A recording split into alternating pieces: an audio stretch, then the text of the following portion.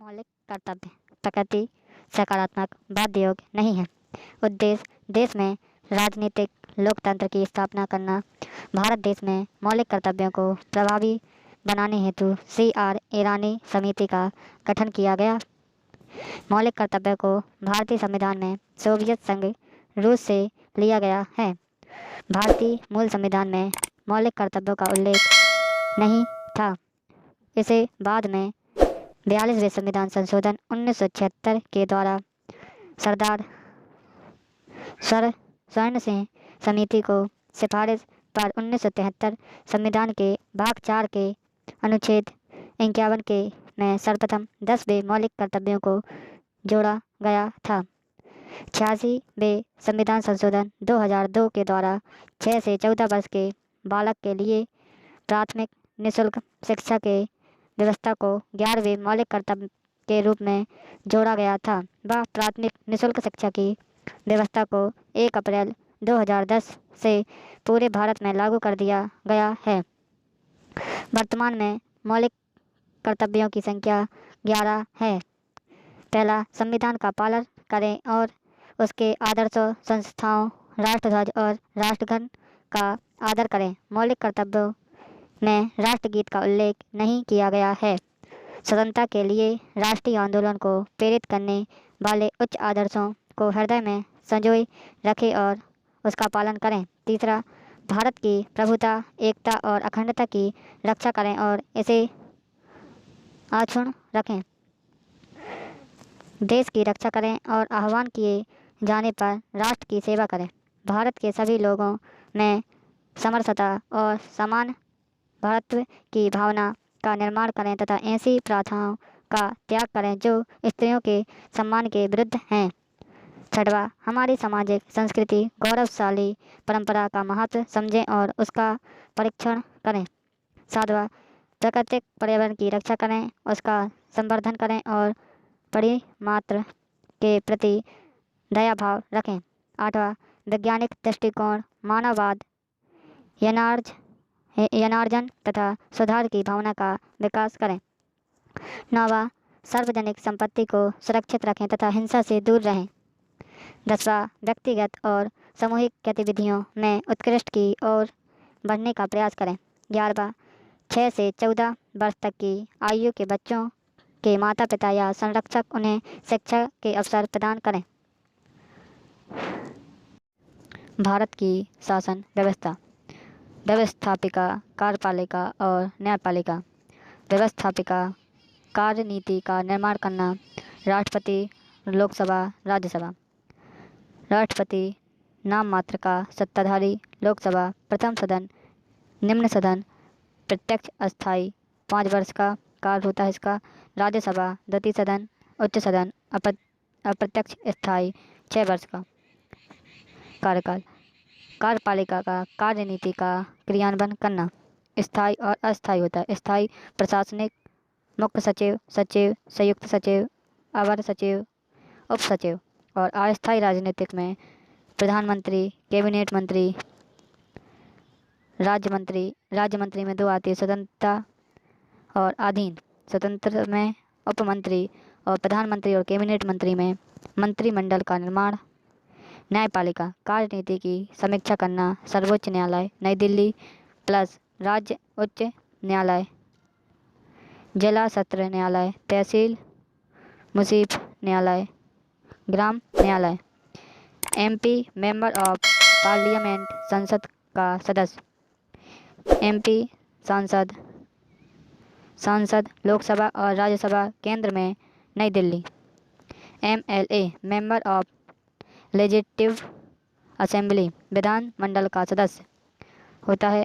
विधायक विधानमंडल में, राज्य में विधानसभा और विधान परिषद। राष्ट्रपति। जिस देश में संसदीय शासन व्यवस्था को अपनाया जाता है वहाँ पर मुख्य रूप से 2 प्रकार की कार्यपालिका का निर्माण होता है। पहला, नाम मात्र की कार्यपालिका। राष्ट्रपति राष्ट्र का प्रमुख होता है। दूसरा, वास्तविक कार्यपालिका का प्रधानमंत्री शासन सत्ता सरकार का प्रमुख। राष्ट्रपति देश का प्रमुख नागरिक होता है। राष्ट्रपति की स्थिति देश के ब्रिटेन के राजा के समान होती है। राष्ट्रपति देश में औपचारिक प्रधान, संवैधानिक प्रमुख व नाम मात्र का सत्ताधारी होता है। राष्ट्रपति संसद का अभिन्न अंग होता है। राष्ट्रपति तीनों सेनाओं का सर्वोच्च कमांडर होता है। अनुच्छेद 52 इसके अंतर्गत भारत देश में एक राष्ट्रपति का पद होगा। अनुच्छेद 53 देश की कार्यपालिका संबंधी शक्ति राष्ट्रपति में निहित होगी और राष्ट्रपति इन शक्तियों का उपयोग स्वयं या अपने अधीनस्थ पदाधिकारियों के सहयोग से करेगा। अनुच्छेद 54 निर्वाचन में भाग लेने वाले सदस्य और भाग नहीं लेने वाले सदस्य। भाग लेने वाले सदस्य में लोकसभा सदन के निर्वाचित सदस्य 543 सदस्य। दूसरा, राज्यसभा सदन में निर्वाचित सदस्य 233 सदस्य। तीसरा, 29 राज्यों की विधानसभा के निर्वाचित सदस्य। चौथा, केंद्र शासित प्रदेश दिल्ली व पुडुचेरी विधानसभा के निर्वाचित सदस्य। भाग नहीं लेने वाले सदस्य में पहला, लोकसभा सदन के मनोनीत सदस्य 2 आंग्ल भारतीय। दूसरा, राज्यसभा सदन के मनोनीत सदस्य 12 सदस्य। तीसरा, 29 राज्य प्लस केंद्र शासित प्रदेश दिल्ली व पुडुचेरी विधानसभा के मनोनीत सदस्य। चौथा, अनिर्वाचित सदस्य। पांचवा, विधान परिषद के सदस्य। नोट: 70वें संविधान संशोधन 1992 के द्वारा दिल्ली व पुडुचेरी विधानसभा के निर्वाचित सदस्यों को राष्ट्रपति के चुनाव में भाग लेने का अधिकार दिया गया है। अनुच्छेद 55 निर्वाचन की रीति राष्ट्रपति का चुनाव जनता के द्वारा प्रत्यक्ष रूप से न होकर अप्रत्यक्ष रूप से होता है। अनुपालिक प्रतिनिधित्व की एकल संक्रमणी गुप्त मतदान प्रणाली के द्वारा राष्ट्रपति का चुनाव होता है। अनुच्छेद 56 कार्यकाल राष्ट्रपति का सामान्य रूप से कार्यकाल 5 वर्ष का होता है, लेकिन जब तक नया राष्ट्रपति निर्वाचित नहीं हो जाता वो ही राष्ट्रपति पद का निर्वाह करता है। अनुच्छेद 56 का महाभियोग: अगर भारत देश का राष्ट्रपति संविधान का उल्लंघन करता है तो इसे संसद में महाभियोग की प्रक्रिया के द्वारा हटाया जा सकता है। महाभियोग प्रक्रिया का अर्धन्यायिक प्रक्रिया है। त्यागपत्र: राष्ट्रपति अपना त्यागपत्र उपराष्ट्रपति को देता है। अनुच्छेद 57 पुनर्निर्वाचन: इसके संदर्भ में भारतीय संविधान मौन है। इसका अर्थ यह है कि राष्ट्रपति पद के लिए कोई उम्मीदवार जितनी बार चाहे निर्वाचित हो सकता है, लेकिन परंपरा के अनुसार 2 बार से अधिक नहीं। अनुच्छेद 58 योग्यता: सबसे पहले वह भारत का नागरिक होना चाहिए। उसकी आयु 35 वर्ष या उससे अधिक होनी चाहिए। तीसरा, लोकसभा सदन में निर्वाचित होने की योग्यता होनी चाहिए। चौथा, सरकार के द्वारा लाभ के पद पर नहीं होना चाहिए। अनुच्छेद 59 शर्तें: राष्ट्रपति पद के लिए 50 प्रस्तावक व 50 अनुमोदक की आवश्यकता होती है और 15,000 रुपये जमानत राशि के रूप में जमा करनी होती है। RBI में जमा की जाती है। अगर कोई उम्मीदवार कुल वैध मतों का 1/6 या 16.66% वोट प्राप्त नहीं करता है तो उसकी जमानत राशि जब्त हो जाती है। अनुच्छेद 60 शपथ: भारत के राष्ट्रपति को संविधान की रक्षा की शपथ सर्वोच्च न्यायालय का मुख्य न्यायाधीश दिलाता है। अनुच्छेद 61 महाभियोग की प्रक्रिया: राष्ट्रपति के विरुद्ध महाभियोग का प्रस्ताव दोनों सदनों में से किसी भी सदन में प्रस्तुत किया जा सकता है। इसे लाने के लिए सर्वप्रथम 1/4 सदस्यों के हस्ताक्षर होने आवश्यक होते हैं, जिसकी सूचना राष्ट्रपति को 14 दिन पूर्व में लिखित में देनी होती है। जिस सदन में 1/4 सदस्यों के द्वारा प्रस्ताव लाया गया था उसी सदन में कार्यवाही को प्रारंभ किया जाता है। संसद के दोनों सदनों के कुल सदस्यों या उपस्थिति कुल सदस्यों के 2/3 बहुमत से प्रस्ताव पारित हो जाने पर राष्ट्रपति को पद से त्यागपत्र देना होता है। आज तक भारत देश में किसी भी राष्ट्रपति को महाभियोग की प्रक्रिया से नहीं हटाया गया है। देश का राष्ट्रपति महाभियोग को लेकर दोनों सदनों का संयुक्त अधिवेशन नहीं बुला सकता। अनुच्छेद 62 भारत देश में राष्ट्रपति का पद अधिकतम 6 माह तक के लिए रिक्त रह सकता है। 6 माह में चुनाव के द्वारा राष्ट्रपति के पद को भरना आवश्यक होता है। अगर भारत देश में राष्ट्रपति का पद किसी कारण से रिक्त होता है तो उपराष्ट्रपति कार्यवाहक राष्ट्रपति के रूप में पद का निर्वाह करता है और दोनों ही पद रिक्त होने की स्थिति में सर्वोच्च न्यायालय का मुख्य न्यायाधीश कार्यवाहक राष्ट्रपति के रूप में पद का निर्वाह करता है। नोट: सन 1969 में राष्ट्रपति डॉक्टर जाकिर हुसैन की पद पर रहते हुए मृत्यु हो जाने के कारण व उपराष्ट्रपति बीबी गिरी के द्वारा कार्यवाहक राष्ट्रपति के द्वारा के पद से त्यागपत्र देने की स्थिति में दोनों पद रिक्त होने पर सर्वोच्च न्यायालय के मुख्य न्यायाधीश हिदायतुल्लाह के द्वारा कार्यवाहक राष्ट्रपति के रूप में पद का निर्वाह किया गया था।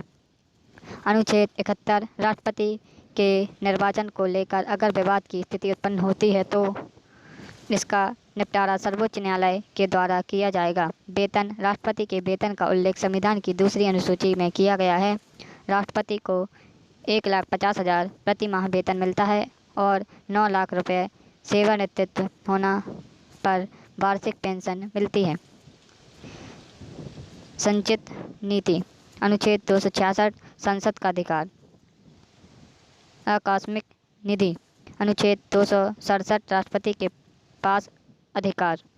वित्त आयोग: अनुच्छेद 280 अंतः राज्यीय परिषद। अनुच्छेद 263 राष्ट्रपति पद की शक्तियाँ। पहला, नियुक्ति संबंधी शक्ति। लोकसभा सदन में बहुमत दल के नेता को प्रधानमंत्री की सलाह पर अन्य मंत्री, महान्यायवादी, CAG, सर्वोच्च न्यायालय व राज्य उच्च न्यायालय के प्रमुख न्यायाधीश व अन्य न्यायाधीश, राजदूत संघ, लोक सेवा आयोग,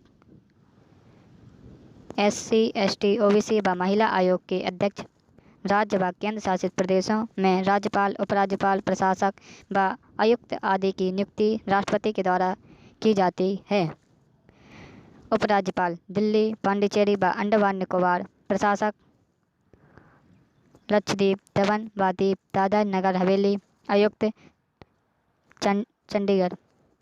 दूसरा, विधायी संबंधी शक्ति। अनुच्छेद 79 के अंतर्गत राष्ट्रपति संसद का अभिन्न अंग होता है। अनुच्छेद 85 इसके अंतर्गत भारत का राष्ट्रपति प्रधानमंत्री की सलाह पर लोकसभा सदन को भंग कर सकता है। अनुच्छेद 85 के अंतर्गत राष्ट्रपति संसद के सत्र को आहूत करता है व सत्र भाषण समाप्त करता है। अनुच्छेद 86 के अनुसार राष्ट्रपति संसद की संयुक्त बैठक को संबोधित करता है। तीसरा, विधेयक संबंधी शक्ति। अनुच्छेद 3 के अंतर्गत धन विधेयक हो या साधारण विधेयक, जब तक राष्ट्रपति के हस्ताक्षर नहीं हो जाते विधेयक पारित नहीं किया जाता है। चौथा, कूटनीतिक संबंधी शक्ति। विदेशों के साथ किए जाने वाले समस्त संधि व समझौते और देश में किए जाने वाले समस्त राजनीतिक व कार्यपालिका संबंधी कार्य राष्ट्रपति के नाम से होते हैं। पांचवा, जेबी वीटो, पॉकेट वीटो संबंधी शक्ति। अनुच्छेद 3 भारत देश का राष्ट्रपति सामान्य रूप से किसी विधेयक को नहीं रोकता है, लेकिन जब राष्ट्रपति किसी विधेयक के संदर्भ में ना ही स्वीकृति देता है ना ही अस्वीकृति देता है, इसे ही पॉकेट वीटो शक्ति कहा जाता है। जैसे सन 1986 में राष्ट्रपति डॉक्टर ज्ञानी जेल सिंह के द्वारा डाकघर संबंधी विधेयक को कोई प्रकार का जवाब नहीं दिया गया था। 6. छठवां, तीनों सेनानियों का सर्वोच्च कमांडर। अनुच्छेद 53 में के अंतर्गत भारत देश का राष्ट्रपति जल सेना, थल सेना व वायु सेना का सर्वोच्च सेनापति होता है। 7वां, परामर्श संबंधी शक्ति। कनाडा। अनुच्छेद 143 के अंतर्गत भारत देश का राष्ट्रपति संवैधानिक मामले को लेकर सर्वोच्च न्यायालय के मुख्य न्यायाधीश से परामर्श कर सकता है, लेकिन परामर्श को मानना या न मानना राष्ट्रपति पर निर्भर करता है और सर्वोच्च न्यायालय का मुख्य न्यायाधीश की भी परामर्श देने के लिए बाध्य नहीं होता है। 8वां, अध्यादेश जारी करने संबंधी शक्तियाँ। अनुच्छेद 123 के अंतर्गत अगर संसद के सत्र नहीं चल रहे हों तो उस समय प्रधानमंत्री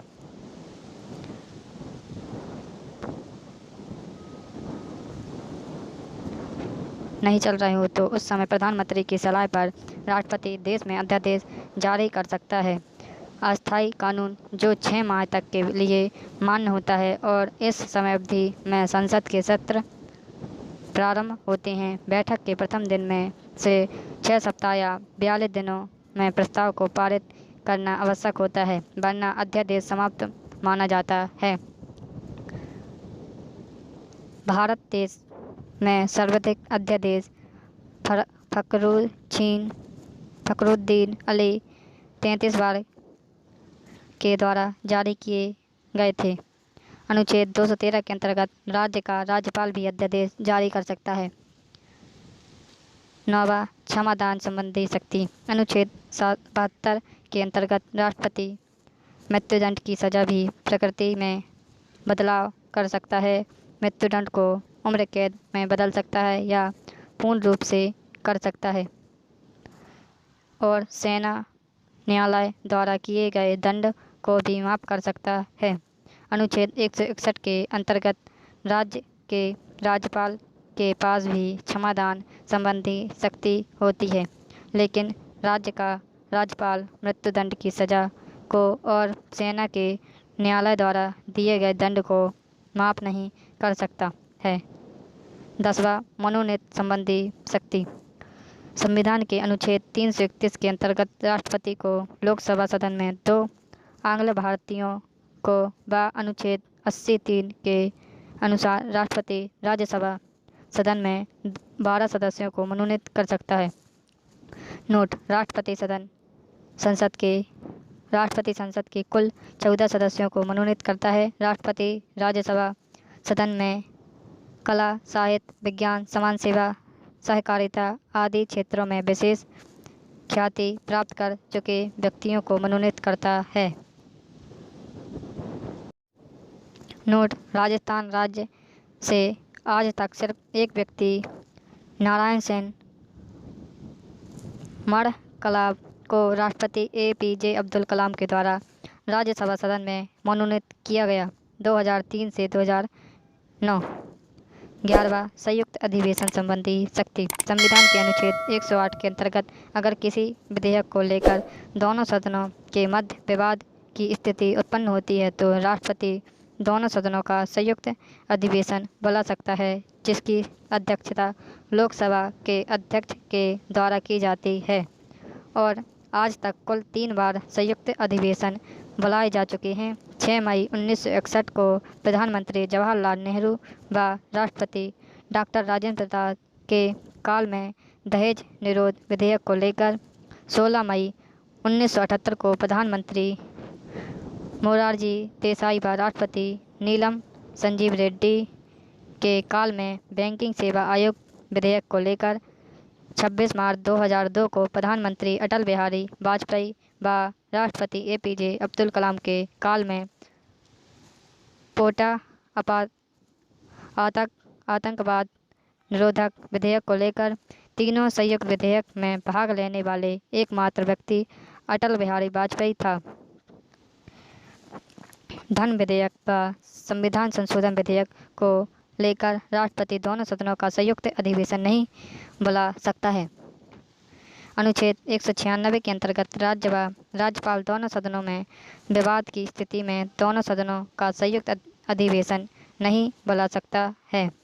12वां, आपातकाल संबंधी शक्ति। संविधान के भाग 18 अनुच्छेद 352 से 360A तक 3 प्रकार की आपातकाल का उल्लेख भारतीय संविधान में किया गया है।